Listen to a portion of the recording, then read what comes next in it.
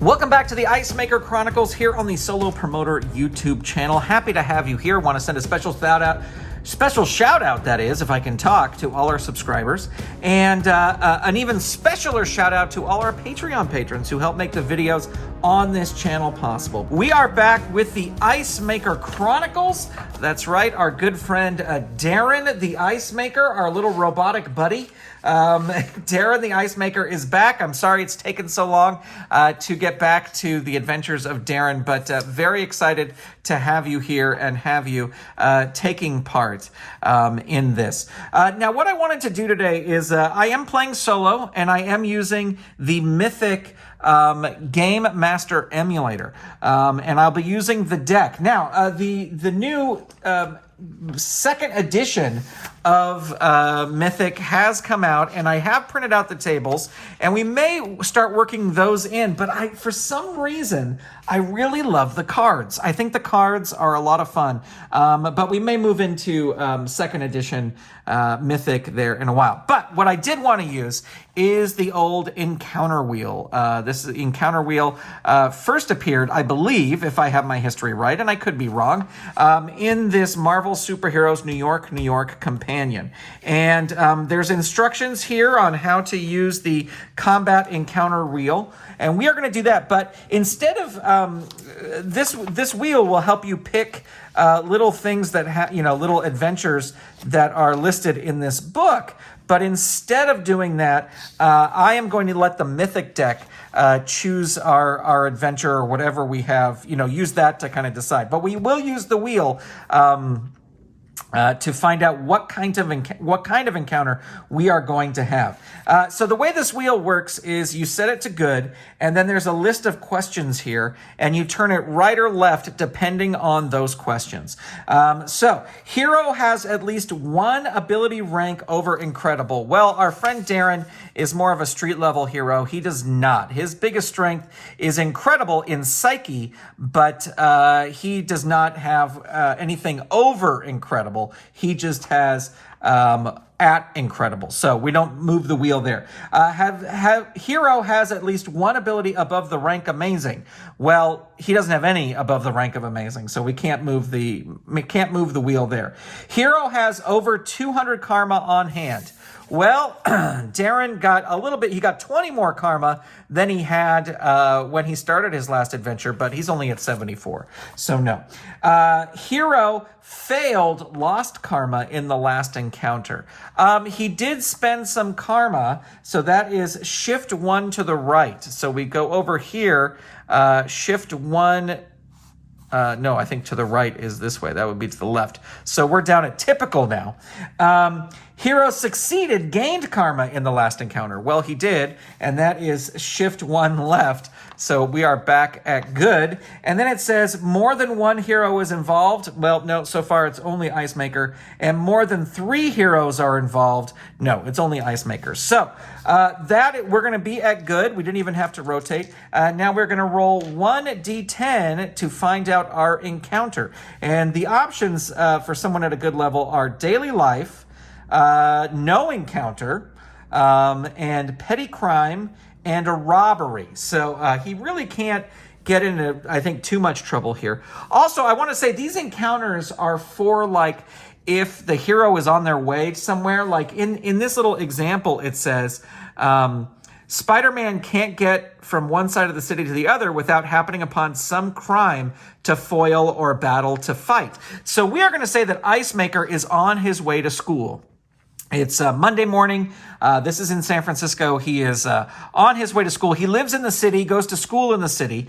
And if you want his whole backstory, you got to watch the previous videos, which we have a playlist for, and I will link to in this video. But anyway, he is on his way to school, and as he is on his way to school, what happens?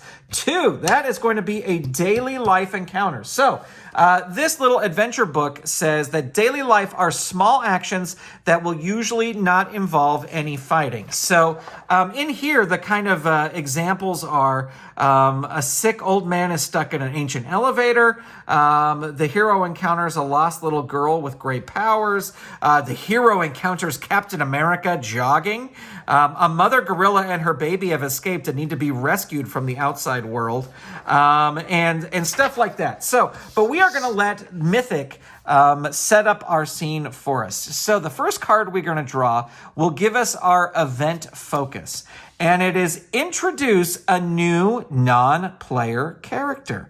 All right, now we want to get a little bit, so that is a new NPC, not one that I control, and we'll see what that is, but let's get the event description.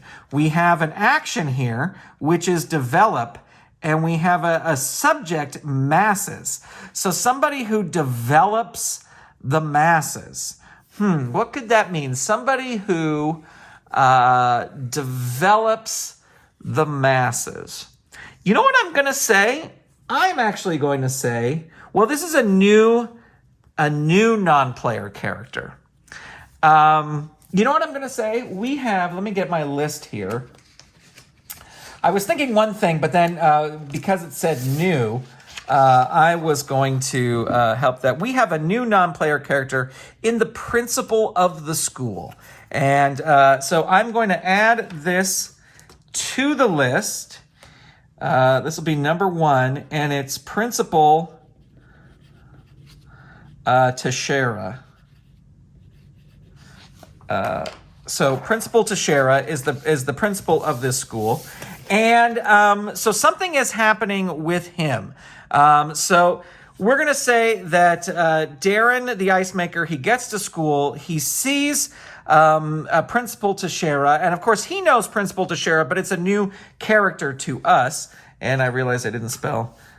Listen, never comment on my spelling. It's more about the playing, not about the spelling. To try and figure out what the problem is here, and I don't know if this is going to work or not, but we shall see. That's all the fun here. We are going to ask about Principal Teixeira what his problem is. We're going to ask the Mythic deck, and we will get a description.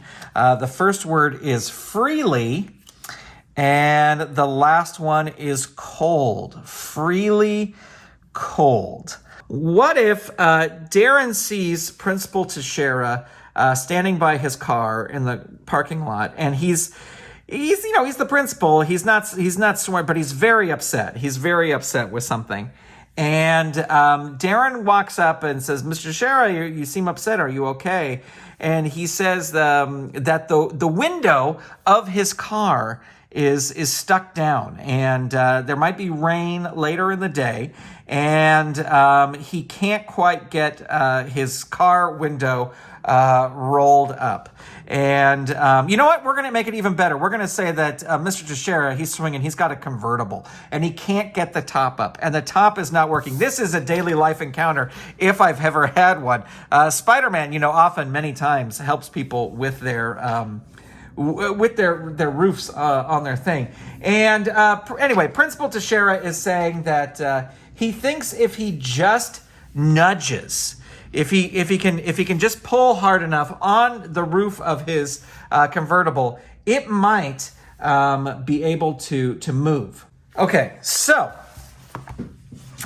in order to try and help Principal Teixeira get the hood up on his car, or the top up on his convertible. This is the stupidest thing in the world, but I love it. That's what's so great about it.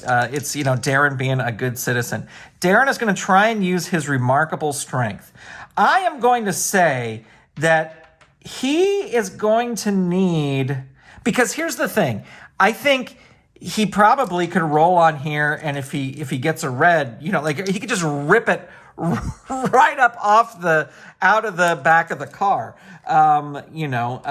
because it is lower than what he does. But I'm gonna say he needs a high green. I'm gonna say he needs a 60 or above in order to do this carefully. If he gets, where does this start? This starts at 36. If he gets a 36 through 59, he is going to rip the whole top of the car off, and then we will deal with that at the end. So anyway, Darren goes up and says, I can help you, Mr. Teixeira. Mr. Teixeira says, how can you do that? And he goes, you hit the button so it goes up, and I'll lift up on this so that your car won't be freely cold anymore. So here we go. He needs a 60 or above. I'm so nervous about this roll because he could really get in trouble. He rolls a 100, right? Isn't that, wouldn't you say that's a 100? So he is able to do it. He is able to get it up, and man, oh man, Mr.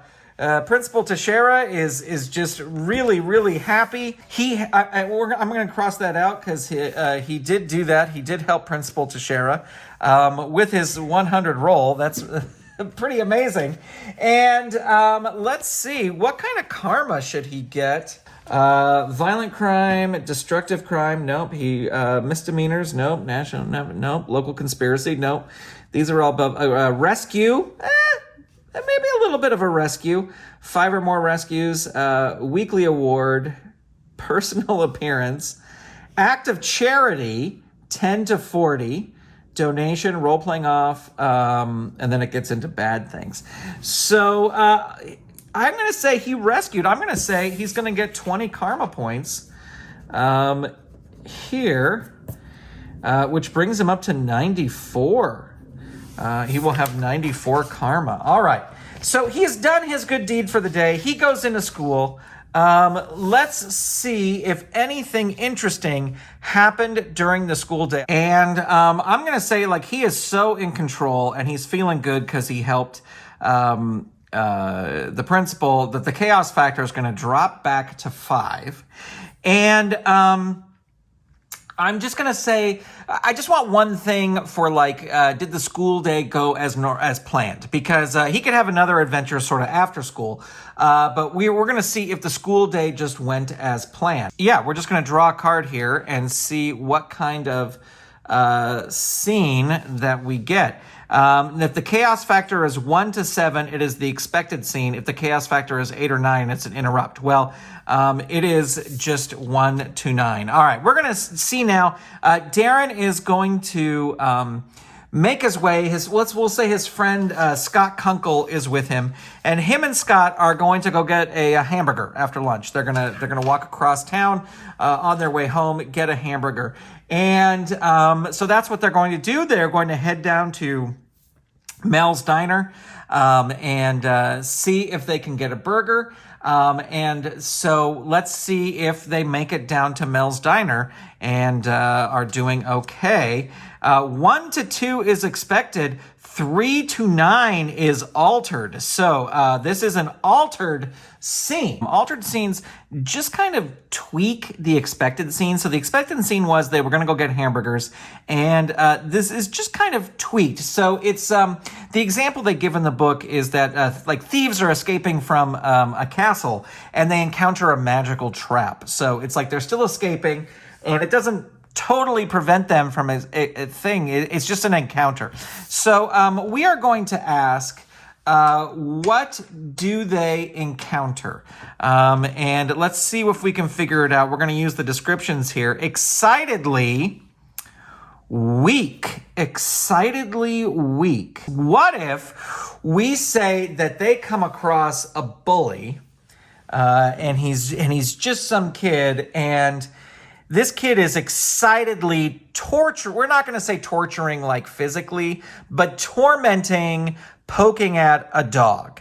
And there's a dog kind of outside of a store, and this bully is like fake punching it and like yelling at it and stuff like that. So we're going to say that that's what that's going to be. And we'll just add another thread here. Oops, that's the same number we had before. Let me put that in there. This will be number 6. Is help the dog. So Scott and Darren see this, and Scott's a little bit like, let's not get involved with this. And Darren's like, no, let's go help this dog. This poor dog, this kind of bully kid is picking on him. Darren and Scott go up to this kid and go, hey, leave this dog alone. And this bully is much bigger than either of them. like he's like a high school kid. These guys are just younger than him, and they don't know him. He's just a untoward youth out in the streets. But he's like, what, you guys gonna stop me? And Darren says, I will. Now, Darren doesn't want to get into a fight. I mean, this is a public place. Scott doesn't know that he has all these powers, and I don't think he necessarily wants to give that all away. But he is just thinking about, like, how am I going to get this guy to stop picking on this dog? And he just figures he's going to intimidate him. Now, that's going to use his intuition, and his intuition is an excellent. So he's got a fair intuition, but we got to see what this other guy's intuition is. All right, so I looked up here in the advanced rules judges book, and there's a young tough.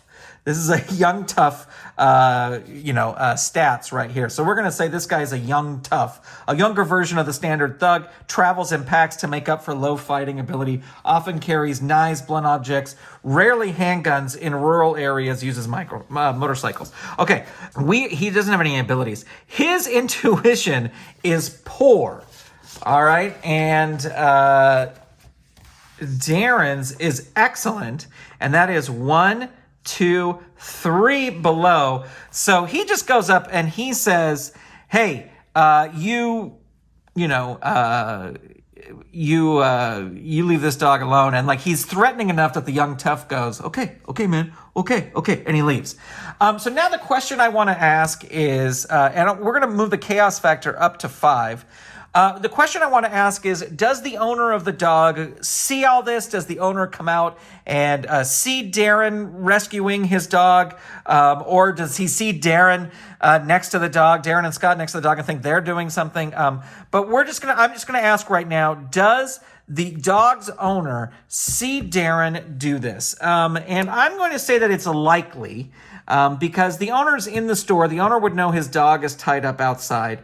And so likely we draw 2 cards and it's any yes. So here's the first one. The first one is a yes. But we get a random event if the chaos factor is 2 through 9. So we do get a random event. The owner does see this. He's about to thank them, but a random event happens. So let's see what this random event is. Introduce a new non-player character. Well, I guess this person whose dog it is the perfect person for that to be, right? I mean, that fits right at the thing. So now we need to figure out like what the focus of the scene is. We know it's introduce a new NPC, and it is violate. Oh no, that is horrible. Violate legal matters. Violate legal matters. So this guy comes out.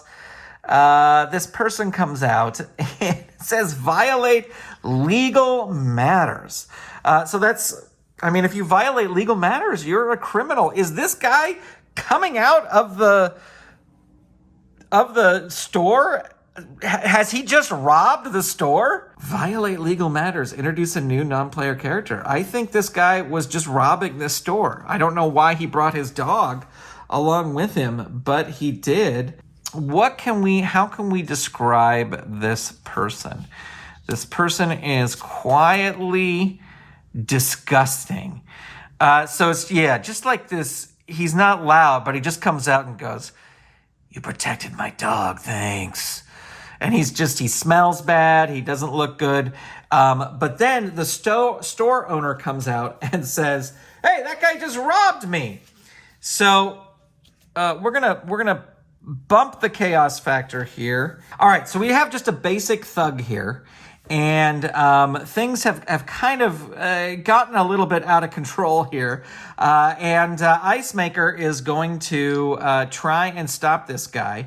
And as soon as the shopkeeper comes out and says, "Hey, stop, that guy just robbed money, stole money again," Darren is like, oh, what am I going to do to this? And I think, again, because he doesn't want to give himself away, he is going to use his intuition to block what do you call it? To stop the guy and just kind of threaten him and see if that possibly will work. But I think I'm going to say it doesn't work just because we can get a little action in here. We can get a little fighting going on. And that the guy pulls a gun on Derek. So Scott freaks out because the gun is pulled. The shopkeeper is freaked out. And the basic thug is now looking right at Darren. And we are going to roll for initiative. And Ice Maker will be red. And so the thug is going to go first. And the thug is going to... I don't think he wants to shoot a kid, but I think he will try to hit Darren with the barrel of the gun. So his strength is a typical, which is here. And we got a 17, so that's going to be a miss. Darren just completely dodges out of the way and is able to... he just misses completely. He doesn't even have to dodge. He just misses. So now it is Darren's turn. Oh, he's going to roll to see if he can get extra attacks. So this is typical. Let's see how many attacks he gets. 38. So he's just going to get the one attack. He's not going to be able to have multiple attacks. But we are going to say that he is going to do his iced range attack, but not to kill the guy. He just wants to knock the guy out. So this is a ice ranged attack. We'll say it's a throwing blunt. He can make sharp things that could hurt, but he is not going to do that. So let's see. This is excellent.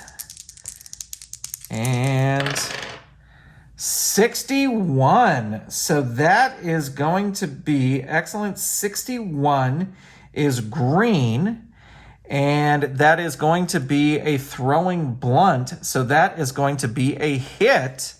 And that will be 20 points of damage. So that brings our thug down to 8. 8 there. All right, so we're going to roll for initiative again. And I will say that Darren's not trying to kill a guy. He just wants to knock the guy out. And he's also trying to be a little bit inconspicuous with his ice powers. He doesn't want to be seen, doing that. He doesn't want Scott to see it or the shopkeeper because they'll start asking questions. So he just did a really close range, like, because they're standing right next to each other. So here we go. We're rolling for initiative. We've got a 5 and a 5. We'll re-roll here. We've got a 6 and a 4. So the thug is going to go first again. You know what I'm going to say? Unfortunately, I'm going to say he's got one bullet in the chamber. He is going to try and shoot. Now, his agility is typical. He is going to fire the gun. This could get serious quick because remember, he is a robot. So if he gets shot, but then he's a robot, what's going to happen? All right. So it's an agility check, and his agility is typical. Oh, no. It's an 80. So that is in the green. And is a hit. Rank puppet weapons, handgun, range, 3 damage, 6 points. So that is 6 points of damage to our friend Darren. And that brings him down to 68 points. And pretty shocking that he gets shot, but he's still standing up. He doesn't hurt at all. And so now he's going to roll for his extra attacks. And boy, oh boy, would some extra attacks be helpful right now. So this is, again, we're rolling in the typical range. And it's 39. I think that's still going to be white. So it's one attack. I think he's going to try a blunt ice attack again, which is a 20, a blunt attack in excellent. So he wants to roll high here so that he can make it happen. And he rolls an 89. That is certainly high. Let's see if that gets into excellent. 89. That gets us into yellow. And it is a throwing blunt. So that is a hit. And that will take him out the rest of the way. And again, he doesn't want to kill him. He just knocks him out. And the thug is knocked out. All right. So we're going to say that the shopkeeper is calling the police, and Darren is just saying, oh, no, it just winged me. But here's the question I want to know right now. The question I want to know is, did Scott see the ice attack? Did Scott see the ice attack? And so this should be interesting, where the chaos factor is 6 because that was a little bit out of control. And I'm going to say that it's likely he saw it. So you draw an extra card. So we draw 3 cards, and any yes means Scott has seen it. Yes, it's an exceptional yes. It's an exceptional yes. So we're going to say that not only does Scott see it, but Scott puts 2 and 2 together after hearing news reports of what happened at the dump. And he says, are you the kid that was at the dump? And he has to say yes. And I think that's where we're going to wrap up our scene right now. Is Scott happy about this, or is he horrified about this? And I'm going to say it's a 50-50. And we're going to draw 1 extra card. So is he happy about this? That is the question. And any yes means if we get 2 no's, that means like he runs away, he's horrified, and then we run into he might tell people about it. Or is he, well, we got a yes. Okay, so he is happy about it. So it looks like Darren has a new ally in his fight. Darren heads back home. He goes in, and of course, Dipna you have to be following along with all this here. He goes in. So let's see. He rescued that dog. So that will be another 20 points in karma. 54 is his karma, 94. So plus 20 is 114. Is his current thing. His health will go back up to 75 because he's headed home to rest, and Dipna can repair him. So that's 20 points. And then the robbery, he got an arrest. Well, no, it was a robbery. The guy was robbing the store. So another 30 points. So 134. All right. Well, there you go, ladies and gentlemen. That is the next chapter of the Ice Maker. Stay tuned. There's going to be more. Appreciate you being here. Appreciate you checking this out. And stay tuned. There's going to be more adventures to come.